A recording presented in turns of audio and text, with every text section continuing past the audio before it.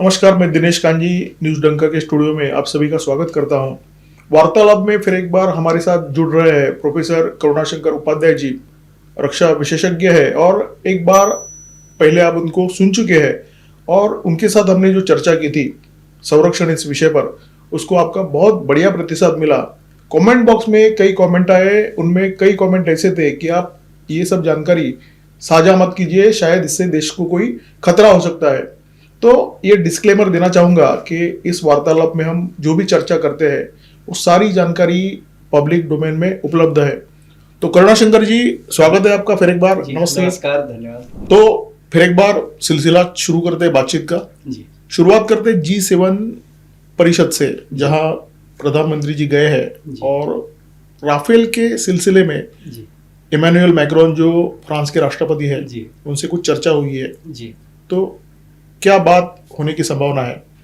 देखिए, भारत जो राफेल 114 विमानों की खरीद की बात कर रहा है, उसमें से 90 विमान हमारे यहाँ बनाए जाएंगे।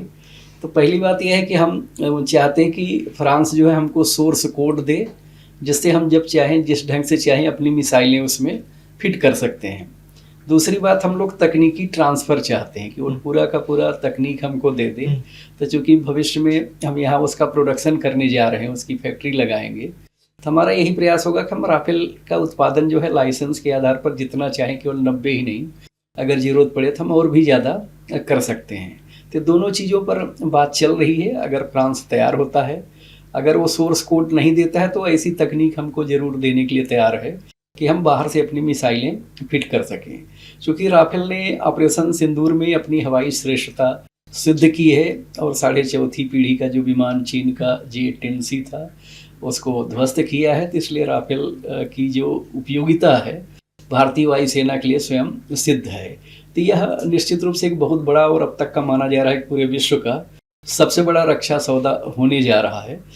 हो सकता है कि प्रधानमंत्री के रहते हुए हस्ताक्षर न किए जाएं, हस्ताक्षर बाद में किए जाएं, लेकिन बातचीत जो है कहीं न कहीं अगले स्तर पर पहुंच चुकी है और अब कोई न कोई निर्णय उसका हो जाएगा। सिपरी का एक रिपोर्ट आया था न्यूक्लियर वेपन के बारे में और उस रिपोर्ट के बाद पूरी दुनिया में तहलका है जी कि भारत अपना जो डॉक्ट्रिन है जी, नो फर्स्ट अटैक, उसको कुछ चेंज करने की संभावना है क्या? क्या लगता है आपको? नहीं, भारत ने अपनी परमाणु नीति नहीं बदली है। हम नो फर्स्ट यूज जो है, हम पहले परमाणु हथियार से हमला नहीं करेंगे, उस पर हम कायम हैं। हमने केवल यही किया है, या अभी तक आधिकारिक तौर पर हम ये नहीं कह सकते कि भारत सरकार का यह कोई वक्तव्य है। सिपरी की रिपोर्ट के अनुसार पहली बार यही कहा गया है कि भारतीय परमाणु हथियारों में इजाफा हुआ है, वह 190 तक पहुंच गया है और 12 परमाणु हथियार भारत ने तैनात किए हैं। तैनात करने का मतलब यह है कि पाकिस्तान जैसे हमेशा हमको धमकी देता रहता है, या दुनिया का कोई भी देश अगर परमाणु धमकी देता है या वो ये सोचता है कि वो परमाणु हथियार चला करके बाद में भारत पर दबाव बनाएगा कि वह परमाणु हथियार न चला पाए अंतर्राष्ट्रीय दबाव के माध्यम से, तो भारत ने उसका जवाब निकाल दिया है कि जैसे ही आप हम पर हमला करेंगे 5 मिनट के अंदर हमारी प्रतिक्रिया हो जाएगी। दुनिया को समझने और दुनिया को समझाने का हम मौका नहीं देंगे।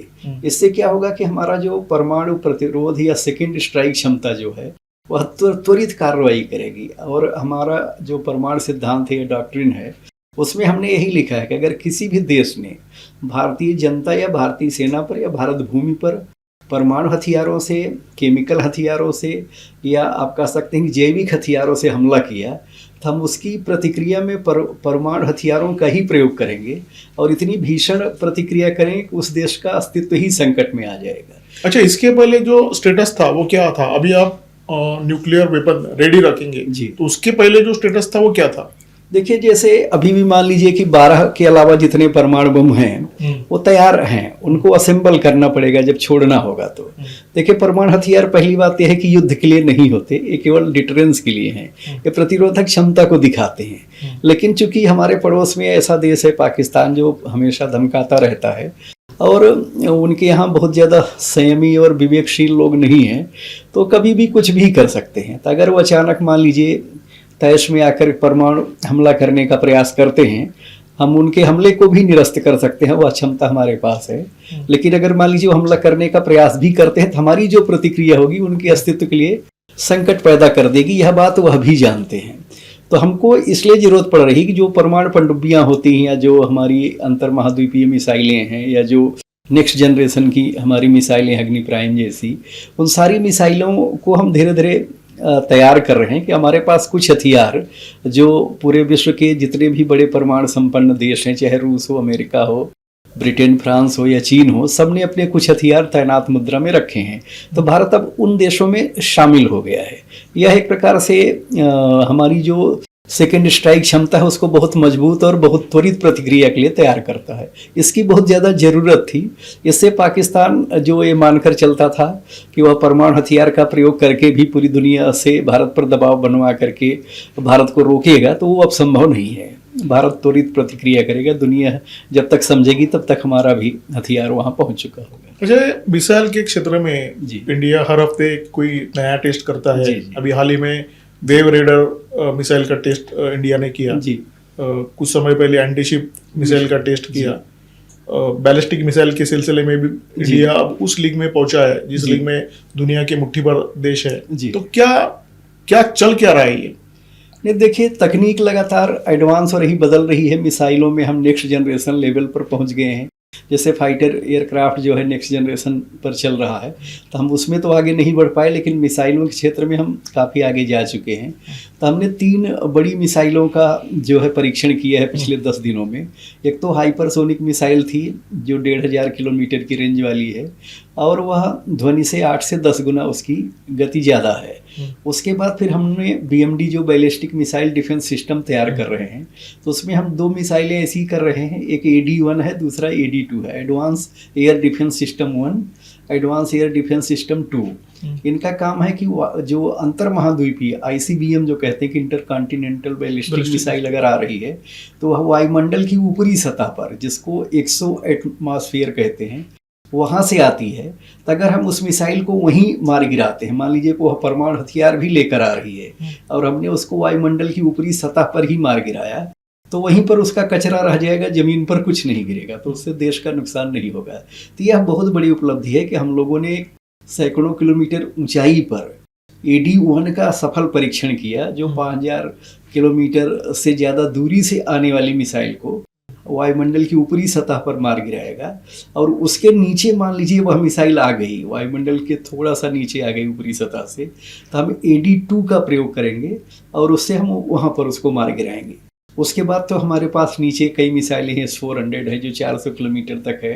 पृथ्वी एयर डिफेंस सिस्टम है जो 350 किलोमीटर की ऊंचाई तक मार गिराएगी। फिर उसके बाद बराक-8 है जो 125 किलोमीटर तक जिसकी रेंज है। फिर आकाश NG है, फिर पिछोरा मिसाइल है, फिर क्विक रिएक्शन मिसाइल है। तो मिसाइलों की पूरी एक श्रृंखला है। इसी को multi layered air defence system कह रहे हैं कि किसी भी लेवल पर अगर शत्रु की कोई मिसाइल आ रही, कोई हॉस्टाइल मिसाइल आ रही है, तो उसको हमको मार गिराना है। हम उसको अपने देश में आने का या अपने देश में गिरने का इंतजार नहीं कर सकते हैं। उसके 2 बड़े कारण हैं। एक तो हमारा देश जो है दुनिया का सबसे बड़ी जनसंख्या वाला देश है, तो हमारे यहाँ गांव पर भी अगर कोई मिसाइल गिरती है तो भी सैकड़ों लोगों के मारे जाने की संभावना रहेगी। दूसरी बात क्या है कि भारत के पास जो आर्थिक समृद्धि आ रही, जो हम दुनिया की एक बड़ी आर्थिक शक्ति बनते जा रहे हैं, तो हमें अपने आर्थिक ठिकानों की भी सुरक्षा करनी है। हमारे पास 32 लाख वर्ग किलोमीटर का भू क्षेत्र है और 22 लाख वर्ग किलोमीटर का समुद्री क्षेत्र है। लगभग 54 लाख वर्ग किलोमीटर से अधिक के क्षेत्र की सुरक्षा का दायित्व है। तो इसके लिए हम लोग हर प्रकार के खतरे से अपने को बचाने के लिए पूरी तरह से तैयारी कर रहे हैं। अच्छा, बताइए, ये जो फ्रांस के बारे में हमने बात की, राफेल के बारे में बात की, तो राफेल पर ब्रह्मोस और अस्त्र अपने एयरफोर्स को क्यों चाहिए, उसकी जरा जानकारी दीजिए। देखिए, ब्रह्मोस NG जो हमारी बनी है, जो हाइपरसोनिक है, जिसको ब्रह्मोस सेकंड कह रहे हैं, तो वह 1500 किलोमीटर तक मार कर सकती है और ध्वनि से 8 से 10 गुना उसकी स्पीड होगी। तो अगर मान लीजिए वो चेन्नई में भी अपना ये है विमान है, तो वहाँ से भी वो ब्रह्मोस छोड़ेगा तो कराची हो, इस्लामाबाद हो, कहीं भी पाकिस्तान में उसको हम भेज सकते हैं। तो और वो भी 1-2 मिनट में पहुँच जाएगी, उसके लिए ज़्यादा समय नहीं लगेगा। तो इसलिए हमें चाहिए। दूसरी बात यह है कि हम लोग दुनिया की सबसे आधुनिक अस्त्र 3 मिसाइल जो बना रहे एयर टू एयर मिसाइल है। जैसे मेटेओर मिसाइल अभी दुनिया की सबसे आधुनिक मिसाइल मानी जाती है, जो राफेल में लगी हुई है, जो 300 किलोमीटर तक दूसरे विमान को मार गिरा सकती है। लेकिन हमें भविष्य में और ज़्यादा दूरी से मार गिराने की ज़रूरत पड़ेगी। तो अस्त्र 3 मिसाइल जो DRDO ने बनाया है, उसकी रेंज लगभग 450 से 500 किलोमीटर है। तो हम उसको भी उसमें फिट करना चाहते हैं। चूँकि भारत की मिसाइलें GPS और AI ड्रिवन मिसाइलें हैं, इसमें हमने AI का बहुत ज़्यादा प्रयोग किया है और हमारा लक्ष्य पूरी तरह से अचूक है। हमारी मिसाइलों के विचलन की जो ये मानी गई है क्षमता है, जो अगर कहीं भी स्लिप करती है तो 1 मीटर से ज़्यादा नहीं, 1 मीटर के भीतर ही गिरेगी, जो हम टारगेट फिक्स करते हैं। तो इसलिए जो है भारतीय मिसाइलों का होना बहुत ज़रूरी है। विमान भले दूसरे का हो, भले फ्रांस का हो, किसी अन्य देश का हो, लेकिन मिसाइल अगर भारत की है तो आप उसमें बहुत ज़्यादा सफलता पा सकते हैं। दूसरा कारण यह है कि जब आप दूसरे देश से विमान ले रहे हैं तब लगातार अगर उनकी मिसाइलों पर निर्भर रहेंगे तो कई बार जो सप्लाई चेन है वो गड़बड़ा सकती है। अगर आप अपनी मिसाइलें लगा रहे हैं तो आप कितनी भी मिसाइलें प्रोड्यूस कर सकते हैं, ज़रूरत पड़ने पर तैनात कर सकते हैं, उनका उपयोग कर सकते हैं। वह जो है आपके लिए बहुत ज़्यादा युद्ध के समय फायदेमंद। ये जो एयर टू एयर अटैक करने वाली जी दुनिया की अन्य मिसाइल है, उसमें सबसे ज़्यादा रेंज वाली मिसाइल कौन सी है? अभी सबसे ज़्यादा रेंज वाली मेटेओर ही है, जो फ्रांस, 300 जर्मनी और ब्रिटेन ने 300 किलोमीटर वाली है। रूस ने भी R-37 बनाया है, जो 450 से 500 किलोमीटर वाली है। तो भारत उसको भी ले रहा है सुखोई 30 MKI के लिए। और अस्त्र की जो रेंज है वो लगभग उतनी है, 450। हाँ, अस्त्र की रेंज 3 है, मतलब अस्त्र 1 जो है 160 किलोमीटर, अस्त्र 2 जो है वो 250 किलोमीटर, अस्त्र 3 जो है 350 से 500 किलोमीटर। अच्छा, तो हम तीनों बना लिए हैं और तीनों को तैनात कर रहे हैं धीरे धीरे। तो उससे क्या होगा कि अगर 500 किलोमीटर की रेंज वाली आपकी खुद की मिसाइल है, जैसे रूस की भी R-37 हम 300 ही खरीद रहे हैं, मेटेओर भी हमारे पास 300 के आसपास ही है। मान लीजिए वो मिसाइलें खत्म हो जाएं, चीन के साथ युद्ध चल रहा है, खत्म हो जाएंगी, तो ऐसी स्थिति में अगर आपकी मिसाइलें लगानी है तो आप उनको लगातार उनका निर्माण कर सकते हैं, उत्पादन कर सकते हैं, उसमें फिट कर सकते हैं। अगर मान लीजिए रास्ता आपका ब्लॉक हो गया, सप्लाई चेन बाधित हो गई, तो आप संकट में पड़ सकते हैं। तो इसलिए आत्मनिर्भर भारत की जो अवधारणा है या मेक इन इंडिया के तहत जो वर्तमान सरकार काम कर रही है, उस दृश्य से अगर हम तैयारी करेंगे तो हम बहुत ज़्यादा सुरक्षित रहेंगे और एक बहुत बड़ी ताकत बन करके विश्व की उभरेंगे। ये अग्नि प्राइम का आपने जिक्र किया, उसके बारे में जरा डिटेल में बताइए। अग्नि प्राइम जो है भारत की सबसे आधुनिक मिसाइल है। भले अग्नि 5 और अग्नि 6 की रेंज बहुत ज़्यादा है, लेकिन अग्नि प्राइम जो है नेक्स्ट जनरेशन मिसाइल है, जो AI ड्रिवन है। इसमें जो GPS के माध्यम से आपने एक बार टारगेट फिक्स कर दिया तो यह राडार को चकमा देने वाली मिसाइल है। दुनिया का सैटेलाइट और राडार इसको जल्दी पकड़ नहीं पाएगा, और जो टारगेट आपने इसमें फिक्स कर दिया उसको यह भेद ही देगी, उसको ख़त्म कर देगी, उसको नष्ट कर देगी। कोई भी इसको रोक नहीं सकता। दुनिया का कोई भी एयर डिफेंस सिस्टम अग्नि प्राइम को रोक नहीं सकता है। इसलिए भारत की ये सबसे आधुनिक मिसाइल कही जा रही है और ये अगली पीढ़ी की मिसाइल कहा जा रही है। इसको नेक्स्ट जनरेशन मिसाइल इसीलिए कहा जा रहा है कि इसको दुनिया का कोई राडार पकड़ नहीं पाएगा और दुनिया का कोई भी एयर डिफेंस सिस्टम इसको मार गिरा नहीं पाएगा। 2000 किलोमीटर रेंज है और आमतौर पर युद्ध के मैदान में 1000-2000 किलोमीटर की रेंज वाली मिसाइलें ही जो हैं ज़्यादा प्रयुक्त होती हैं। तो ऐसी स्थिति में चीन के लिए यह हमारे लिए एक ब्रह्मास्त्र का काम करेगा। जो काम ब्रह्मोस ने पाकिस्तान के खिलाफ किया है, वही काम जो है प्रलय और अग्नि प्राइम जो है, ये 2 मिसाइलें चीन के खिलाफ करेंगी। तो ये दोनों हमारी तैयार हैं। ये जो प्रोजेक्ट विष्णु है वो पाकिस्तान के लिए बना रहे हैं कि चीन के लिए बना रहे हैं? नहीं, जो भी हमारा शत्रु रहेगा, मतलब शत्रुओं की संख्या पहले से निश्चित नहीं होती है। 2 घोषित शत्रु हैं, दोनों चूंकि हमसे युद्ध कर चुके हैं।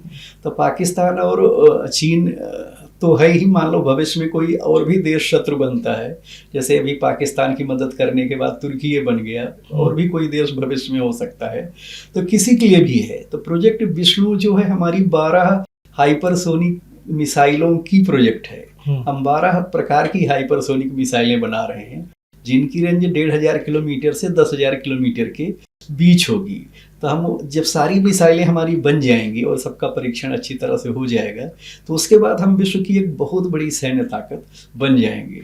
और इतने प्रकार की, इतनी वैरायटी वाली हाइपरसोनिक मिसाइलें विश्व में किसी के पास नहीं है। सबके पास 1, 2, 3 प्रकार की हैं, जैसे रूस हो, चीन हो, अमेरिका भी बनाने की प्रक्रिया में भी है, वो बहुत ज़्यादा सफल नहीं हुआ है। केवल रूस सफल हुआ है जिसके पास 3 हाइपरसोनिक मिसाइलें हैं। चीन के पास भी 2-3 हाइपरसोनिक मिसाइलें हैं, लेकिन उनकी अभी कोई गारंटी नहीं है कि युद्ध के मैदान में वो अपनी सार्थकता सिद्ध कर पाएंगी। लेकिन भारत 12 प्रकार की हाइपरसोनिक मिसाइलें बना रहा है और अलग अलग रेंज वाली है। तो इसलिए हमारी जो प्रोजेक्ट विष्णु के अंतर्गत बनने वाली मिसाइलें हैं, ये दुनिया की सबसे शक्तिशाली मिसाइल बनने जा रही हैं। भारत के पास जितनी प्रकार की मिसाइलें हैं जी। और हर हफ्ते किसी न किसी मिसाइल की हम लोग जी। टेस्ट करते ही है, जी तो क्या भारत मिसाइल के क्षेत्र में एक महाशक्ति बन चुका है, नंबर 1 देश बन चुका है? देखिए, नंबर 1 तो अभी कहना थोड़ी जल्दबाजी हो सकती है, क्योंकि रूस भी मिसाइल के क्षेत्र में बहुत बड़ी ताकत है, चीन और अमेरिका भी हैं, लेकिन भारत इन सबसे पीछे नहीं है, हम ये कह सकते हैं। भारत मिसाइल शक्ति के क्षेत्र में आप कह सकते हैं कि इस समय महाशक्ति है, और दुनिया की 4 जो सबसे बड़ी शक्तियां हैं उसमें भारत भी है। और भारत जरूरत पड़ने पर प्रोडक्शन की कैपेसिटी जो है बहुत ज़्यादा बढ़ा सकता है, और उसके लिए लाखों मिसाइलों का निर्माण अब संभव है। जैसे चीन ने अभी कहा कि भारत ने 1 लाख ब्रह्मोस मिसाइल बना ली है कि नहीं बना ली है, हो सकता है उससे ज़्यादा भी हो सकता है उससे कम भी हो, लेकिन चीन ये मानकर चलता है कि ब्रह्मोस मिसाइलों के कारण जो चीन की सेना है वो भारतीय सेना का सीमा पर मुकाबला नहीं कर सकती है। तो कहीं न कहीं यह इस बात का द्योतक है कि हमारी जो मैन्युफैक्चरिंग पावर है वह हमारी सरकार ने बहुत बढ़ा दी है। पहले मिसाइलों के निर्माण में समय ज़्यादा लगता था, अब हम फटाफट मिसाइलों का निर्माण कर रहे हैं और जितनी की ज़रूरत है उतने का कर रहे हैं, और अब बेच भी रहे हैं। कई देशों को ब्रह्मोस हमने बेचा। आने वाले समय में हो सकता है कि प्रलय की भी डिमांड चल रही है, जैसे आर्मेनिया मांग रहा है, तो कुछ देशों को हम प्रलय मिसाइल भी दे सकते हैं। तो आने वाले समय में हमारा ये लक्ष्य है कि 2050 तक हम विश्व के सबसे बड़े शस्त्र निर्यातक देश बन जाएँ। किसी समय हम शस्त्र आयातक देश रहे हैं। इसी साल आपने देखा कि 38,500 करोड़ रुपए का हमने हथियार बेचा है। इस साल टारगेट है 50,000 करोड़ तक किया जाए 26-27 में। तो आने वाले समय में निश्चित रूप से यह संख्या जो है बहुत तेजी से ऊपर जाने वाली है। चीन के बारे में ऐसा बोला जाता है कि एआई पर भरपूर इन्वेस्ट कर रहा है चीन, और शायद चीन दुनिया की एआई महाशक्ति बन गया है। जी। तो स्वाभाविक है कि डिफेंस के लिए भी चीन बड़े पैमाने पर एआई पर जी डिपेंड रहेगा। जी। तो भारत का चित्र और चीन का चित्र, इसकी अगर तुलना करें तो क्या स्थिति बता सकते हैं आप? देखिए, भारत भी एआई की एक बड़ी ताकत है। ऐसा माना जाता है कि इस समय चीन अमेरिका के बाद तीसरी जो सबसे बड़ी शक्ति है वह भारत ही है। ऑपरेशन सिंदूर के दौरान हमने एआई का जम करके प्रयोग किया और उसमें हमने सफलता प्राप्त की है। हमने एआई का एक प्रकार से परीक्षण कर लिया है। चीन अभी तक किसी युद्ध में एआई का प्रयोग नहीं कर पाया है, तो उसका एआई सिस्टम कितना काम करेगा युद्ध के समय, और जब उसी की टक्कर की या उससे भी ज़्यादा शक्तिशाली सेना के सामने उसको युद्ध करना होगा, तो फिर किस प्रकार की चुनौती आएगी, यह अभी कह पाना बहुत मुश्किल है। लेकिन भारत जो है चीन की हर प्रकार की चुनौती को ध्यान में रख करके अपनी तैयारी कर रहा है, और हम लोग भी सेना में तो एआई के क्षेत्र में महाशक्ति बन ही गए हैं। बाकी दूसरे क्षेत्रों में धीरे धीरे बनने का प्रयास कर रहे हैं। काम काफ़ी तेज़ी से चल रहा है, और बहुत सारी चीज़ें आप देखेंगे आने वाले 5 सालों में हमारे सामने बनती हुई दिखाई देने वाली हैं। हम एआई का डेटा सेंटर भी बनाने जा रहे हैं। तो कुछ चीज़ें ऐसी हैं जो आने वाले समय में पूरा परिदृश्य बदल देंगी। टेक्नोलॉजी ये ऐसी चीज है कि किसी भी क्षेत्र का पूरा हुलिया बदल देती है। जी। अभी डिफेंस की भी वही स्थिति हो रही है। अभी स्पेस वॉर के बारे में या स्टार वॉर के बारे में जो हमेशा चर्चा चलती रहती है, सैटेलाइट का बहुत इंपॉर्टेंट रोल रहने वाला है। जी। अभी चाइना ने पाकिस्तान को 8 सैटेलाइट दिए हैं भारत पर नजर रखने के लिए, तो इससे हमारा कितना बड़ा नुकसान हो रहा है?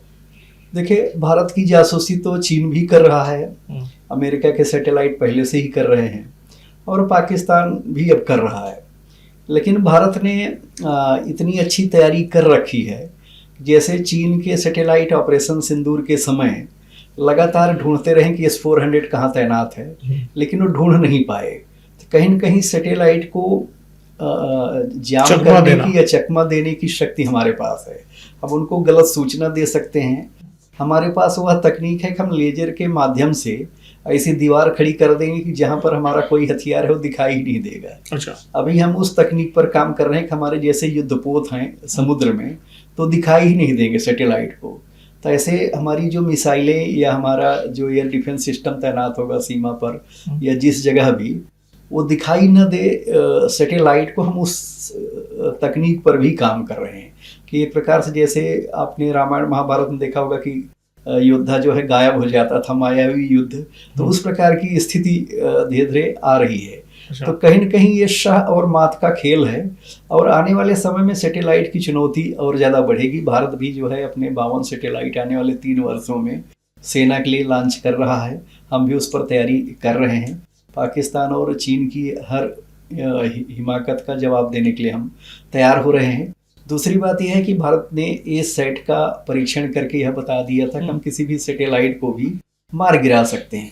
अगर युद्ध के समय पाकिस्तान या चीन के सैटेलाइट कोई मुसीबत पैदा करते हैं तो हम उस सैटेलाइट को नष्ट करने की भी क्षमता रखते हैं। तो इसलिए आने वाले युद्ध में मानकर चलिए कि स्पेस वार जो है एक बहुत बड़ा मैदान बनने वाला है। इसीलिए दुनिया की सारी शक्तियां जो हैं, अमेरिका हो, रूस हो, चीन हो, भारत हो, सब स्पेस स्टेशन बनाने में लग गए हैं, क्योंकि भविष्य में हो सकता है कि वहाँ से भी लड़ने की ज़रूरत पड़े और आने वाले समय में हो सकता है कि कुछ मिसाइलें स्पेस में भी तैनात करने की ज़रूरत पड़े। तो उस ढंग की तैयारी भी चल रही है और हम लोग आने वाली लगभग हर तकनीक और हर चुनौती को ध्यान में रख करके अपने को तैयार कर रहे हैं। हम किसी प्रकार की इसमें कोई गुंजाइश हमारे लिए नहीं है कि हम कोई संकट आ जाएगा तब उसका तोड़ निकालेंगे। हम पहले से ही हर हथियार का, हर संकट का तोड़ निकाल रहे हैं। ये बहुत जरूरी है। ऐसी सिचुएशन जब क्रिएट होती है कि सपोज भारत ने चीन के सब सैटेलाइट मार गिराए, चीन ने भारत के सब सैटेलाइट मार गिराए, तो फिर जो फाइटर प्लेन है उड़ेंगे कैसे? नहीं, हम लोगों ने जीपीएस जैमिंग का, स्कूपिंग जिसको कहते हैं, उसका भी अभ्यास करके देखा है। आपने पिछले साल देखा होगा कि 2 बार हमने, एक बार दिल्ली में, दूसरी बार पश्चिमी भारत में जीपीएस जाम करके देखा है। तो भारतीय वायुसेना के विमानों को हमने बिना जीपीएस के भी उड़ा करके और उनको उतार करके हमने उसका अनुभव प्राप्त किया हुआ है। तो मैनुअल भी हम वो काम कर सकते हैं। तो ऐसी स्थिति में विमानों के लिए कोई संकट नहीं है। उसके लिए हमारी सेनाएं एक प्रकार से अपने को तैयार कर चुकी हैं। आने वाले समय में यह एक हकीकत बन सकती है, क्योंकि जो इलेक्ट्रोमैग्नेटिक हथियार है जो जीपीएस जैमिंग का काम करता है, उस दिशा में भी भारत बहुत आगे बढ़ चुका है। और हम लोगों ने जब पश्चिम भारत में, विशेष करके महाराष्ट्र, गुजरात में जीपीएस जाम किया था, तो हमने दिखाया कि भारतीय वायुसेना का विमान जो है कराची एयरपोर्ट से उड़ रहा है और भारत की ओर बढ़ रहा है। तो उनके यहाँ जो फ्लाइट ट्रैकर सिस्टम होता है मोबाइल पर, उसमें भी दिखाई दे रहा है भारतीय वायुसेना लिखा हुआ विमान उड़ रहा है, जबकि असल में वो नहीं है। तो आने वाले समय में इस प्रकार की स्थिति आ सकती है। मायावी युद्ध जिसको हम छद्म युद्ध कहते हैं, वो सारी चीज़ें आने वाली हैं, वो चीज़ें बदल रही हैं। तो कुछ चीज़ें जो इलेक्ट्रोमैग्नेटिक रूप में आएंगी वह पूरा युद्ध का परिदृश्य बदल देंगी और भारत इस क्षेत्र में बहुत बड़ी तैयारी कर रहा है। जय, हमेशा भारत में जो चीन प्रेमी है वो ये प्रोपेगेंडा करते रहते हैं कि एआई के क्षेत्र में चीन हमसे बहुत आगे है, ड्रोन के क्षेत्र में बहुत आगे है। तो वास्तविकता क्या है? ड्रोन के बारे में बताइए। चीन ने बल्क प्रोडक्शन कर रखा है, इसमें कोई दो राय नहीं है। सवाल यह है कि उसकी सेना प्रोफेशनली उसको कैसे ऑपरेट करती है। युद्ध के समय जब वो ड्रोन मान लीजिए छोड़ते हैं और हम उस ड्रोन को या तो एंट्री ड्रोन सिस्टम से मार गिराएंगे या तो जैमर के माध्यम से वापस लौटा देंगे, तो उस समय जब दोनों सेनाओं के बीच में ड्रोन का मुकाबला होगा तब उनकी वास्तविक शक्ति सामने आएगी।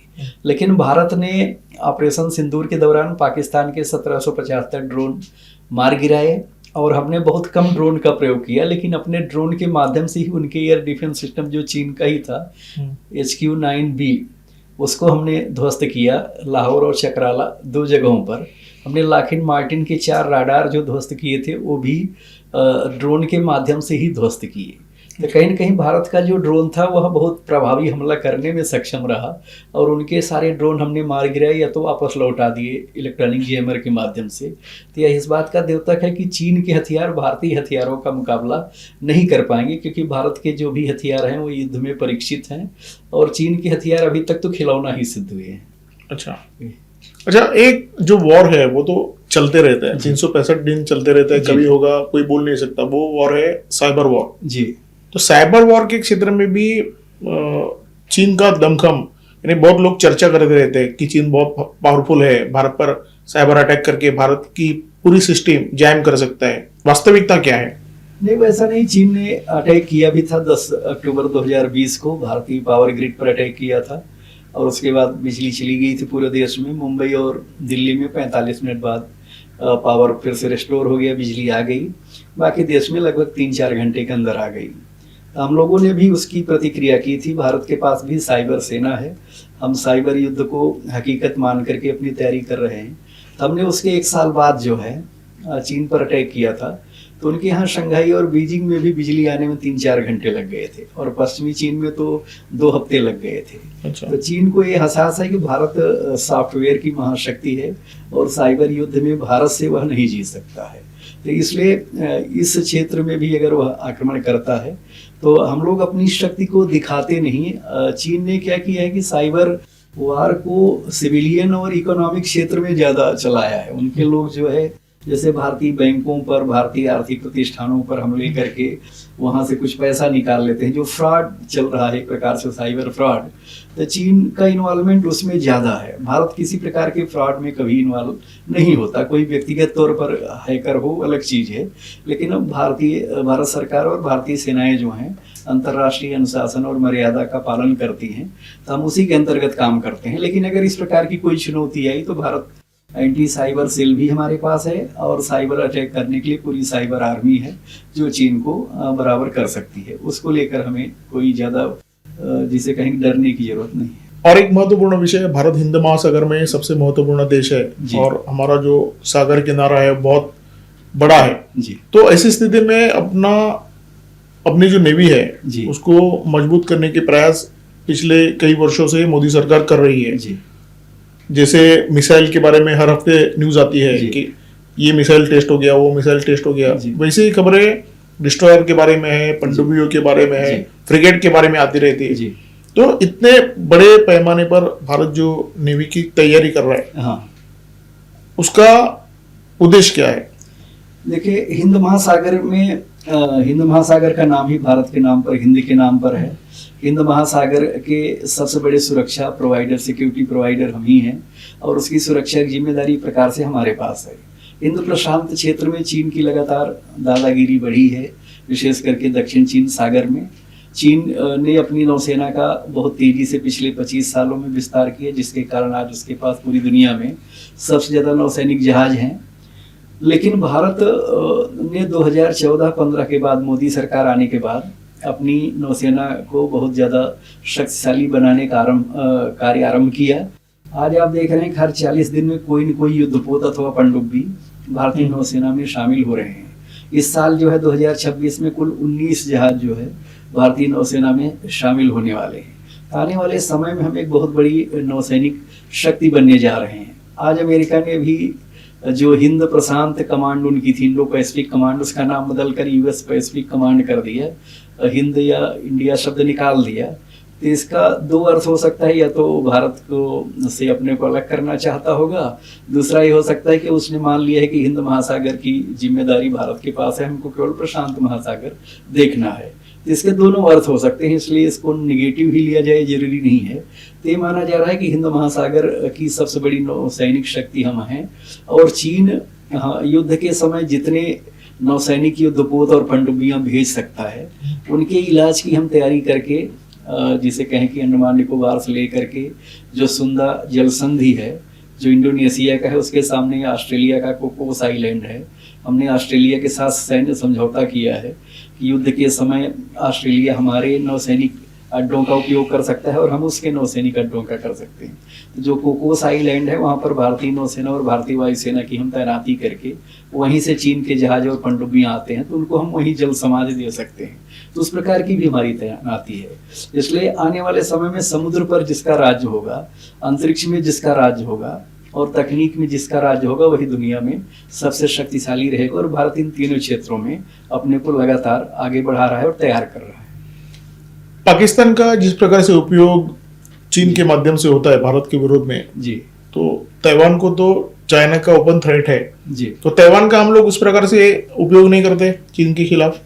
नहीं, हम करना चाहें तो हमारे पास कई हथियार हैं, केवल ताइवान ही नहीं, हमारे पास तिब्बत भी है, हमारे पास शीजिनयांग जो उनका प्रांत है वह भी है। हम चाहें तो इनर मंगोलिया के माध्यम से ही करवा सकते हैं। लेकिन भारत कभी भी अंतर्राष्ट्रीय कानून का पालन करता है और किसी देश में उपद्रव करवाना या आतंकवादी गतिविधि बढ़ाना या किसी को परेशान करना ये अपना कार्य नहीं है। हम दुनिया के हर देश के साथ सम्मानपूर्वक अच्छी तरह से रहना चाहते हैं।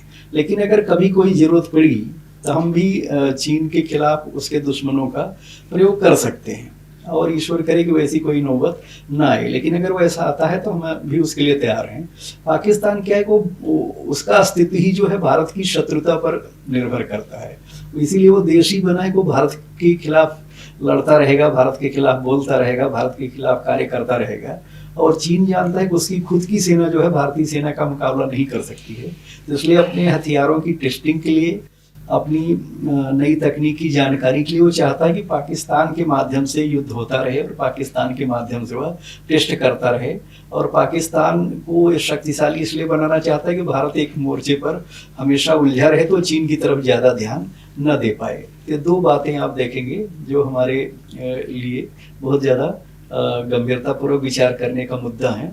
तो हम दोनों पर ध्यान दे रहे हैं। इसलिए भारतीय सेनाएं 2 फ्रंट वार को अब हकीकत मान रही, कई बार 3 फ्रंट वार को भी हम लेकर चल रहे हैं और उस हिसाब से हम तैयारी कर रहे हैं। ये जो पीओके में फिलहाल आंदोलन चालू है, भविष्य में पीओके भारत में शामिल होने की कोई संभावना है क्या? अगर है तो उसका एक स्ट्रैटेजिक इंपॉर्टेंस इंडिया के लिए क्या है? देखिए, पीओके भारत का अभिन्न अंग है। जब जम्मू कश्मीर का विलय हुआ था तो पीओके और गिलगित बाल्टिस्तान समेत संपूर्ण कश्मीर का हुआ था और वो हमारा कानूनी अधिकार है। संसद ने नरसिम्हा राव के समय सर्वसम्मति से यह अधिनियम पारित किया था कि पीओके भारत का विच्छिन्न हिस्सा है और भारत उसको लेकर रहेगा। तब से भारत सरकार यह मानकर चल रही पीओके पर हमें कब्जा करना है। भारतीय सेनाओं ने बाकायदा अभ्यास किया हुआ है कि पीओके पर कब और कैसे और कितने घंटे की नोटिस पर वो कब्जा कर सकते हैं। तो भारत ये मानकर चलिए कि निकट भविष्य में पीओके पर कब्जा करेगा। रणनीतिक महत्व उसका बहुत ज़्यादा है क्योंकि हम उससे सीधे हमारी 60 किलोमीटर सीमा जो है वो अफगानिस्तान से जुड़ जाती है, किर्गिस्तान से हमारी सीमा जुड़ जाती है। उसके बाद जो सीपेक जा रहा है पीओके हो करके, हम उस पर हमारा नियंत्रण हो जाएगा, हम चीन को बराबर कर सकते हैं। वो हमारे नियंत्रण में रहता है तो हम काराकोरम दर्रे पर भी अपना दबाव बना सकते हैं। कुल मिलाकर के पीओके पर कब्जा करते ही हम चीन और पाकिस्तान दोनों की गर्दन को बहुत अच्छी तरह से मरोड़ कर सकते हैं। इसलिए उसका रणनीतिक महत्व बहुत ज़्यादा है। और हम सीधे अफगानिस्तान से जुड़ जाएंगे तो अफगानिस्तान से जो हमारा व्यापारिक संबंध है और उसके आगे फिर मध्य एशियाई देशों में चाहे कजाकिस्तान हो, तुर्कमेनिस्तान हो, किर्गिस्तान हो, इन सब के साथ हमारा व्यापार जो है कई गुना बढ़ जाएगा। इसलिए रणनीतिक महत्व और आर्थिक महत्व दोनों है। और गिलगित बाल्टिस्तान में जो रेयर मिनरल्स हैं उनकी भी काफ़ी तादाद है, तो हम उसकी खुदाई भी करवा सकते हैं क्योंकि हमारे पास वह क्षमता है, पाकिस्तान के पास है नहीं। तो कहीं न कहीं आने वाले समय में पीओके हमारे भीतर आएगा, भारत का अविच्छिन्न हिस्सा बनेगा और उसके माध्यम से हम जो है कहीं न कहीं मध्य एशियाई देशों से सीधे जुड़ जाने वाले हैं। और यह निश्चित रूप से एक बहुत बड़ी रणनीतिक उपलब्धि होने वाली है। इसलिए भारत सरकार उस पर बहुत गंभीर है और समय आने पर भारत सरकार उसको करके दिखाएगी। बहुत बढ़िया। फिर एक बार बहुत मजा आया आपसे बात करने में जी, और बहुत सारी जानकारी मिली। तो फिर एक बार आप स्टूडियो में आए और अपना समय दिया, इसके लिए बहुत बहुत धन्यवाद। जी, नमस्कार। धन्यवाद, नमस्कार।